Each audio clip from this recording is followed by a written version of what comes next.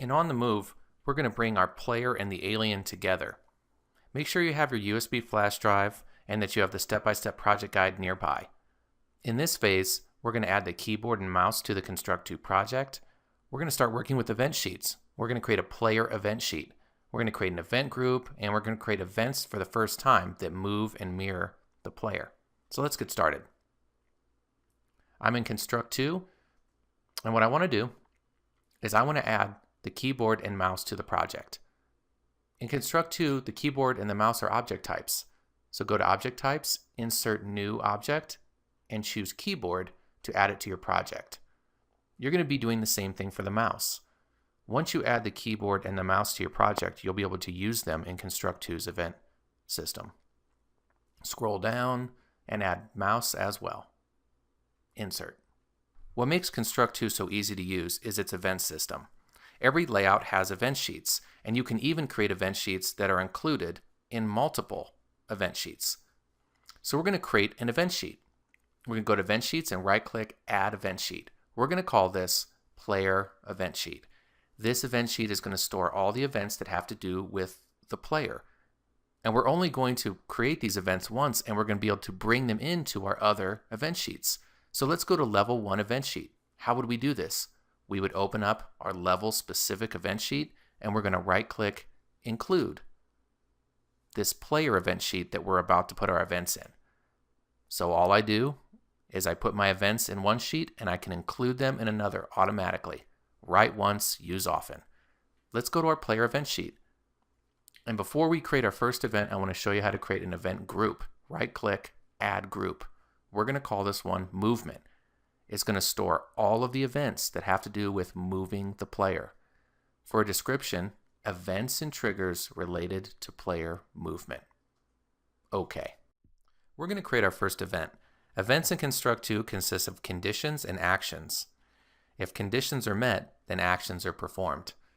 You can click on Add Event, and we're going to create our first event using the system condition of every tick under General. This means that every time the event system checks the events, it will perform this action. So this is our event block. Conditions that need to be met are on the left. Actions that are performed are on the right. Let's include our action. Click Add Action. Every tick, we want the alien to be positioned to the player. So scroll down, and under Size and Position, find Set Position to Another Object.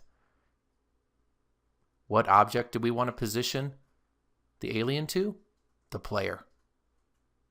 So every time Construct2 draws a frame, it's going to put the alien where the player is. Press Done.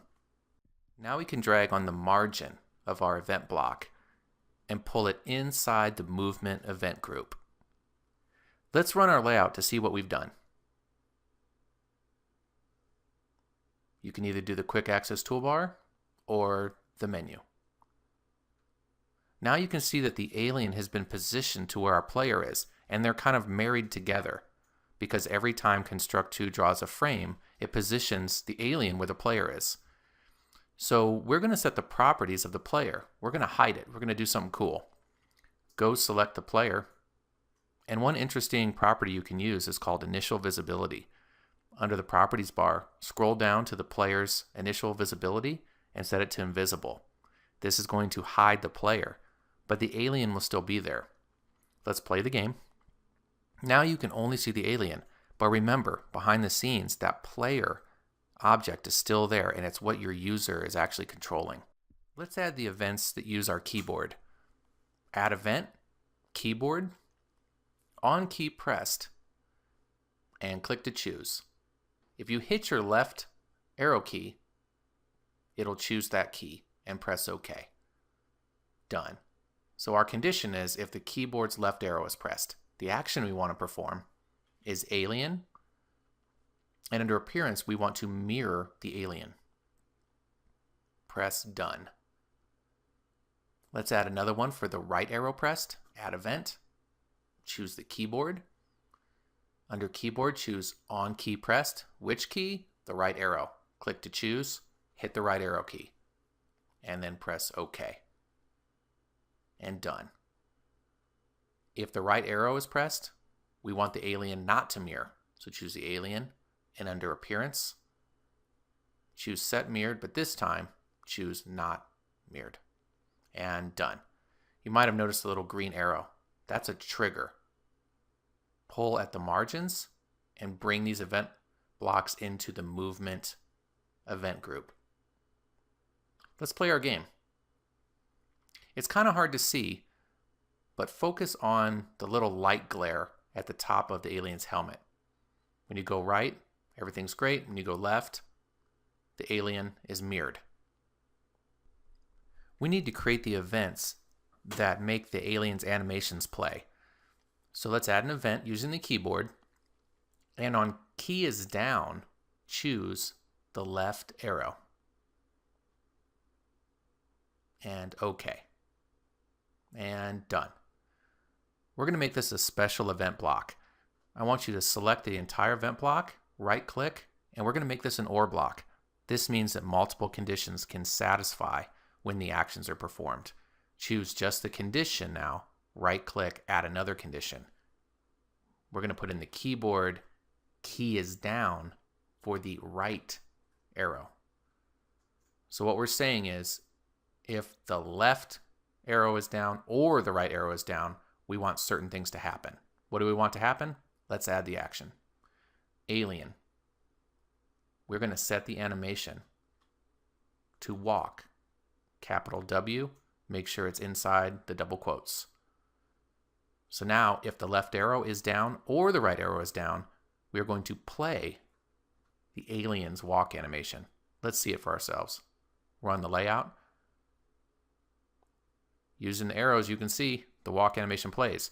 Unfortunately, the alien animation never stops. Choose the event block, right click, and add an else condition. We're going to add an action to this, which is going to stop the alien walk animation. Choose the alien and set animation to default with a capital D.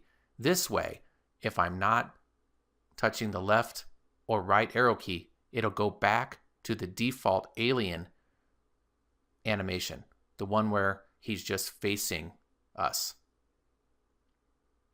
Let's see how this works. Now let's play our game. Right arrow, left arrow, no arrow. Now let's add the events for the jump and fall. Add event. This time choose the player. We're going to be using the platform conditions. When the player is jumping, we're going to add an action. Once again, choose the alien. Set animation to jump with a capital J. Make sure it's in double quotes. This way, when the player is jumping, we're going to play the alien jump animation. Drag that into the movement event group with the rest. Let's test it. Now when the player is jumping, it should set the alien's animation to jump.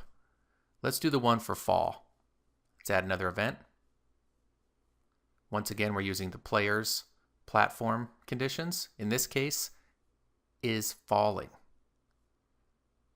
If the player is falling, add an action. We want the alien's fall animation to play. Go to Set Animation and type fall, capital F, inside double quotes. Drag it by the margins into the event group, and let's play it. Walk, jump, fall, default.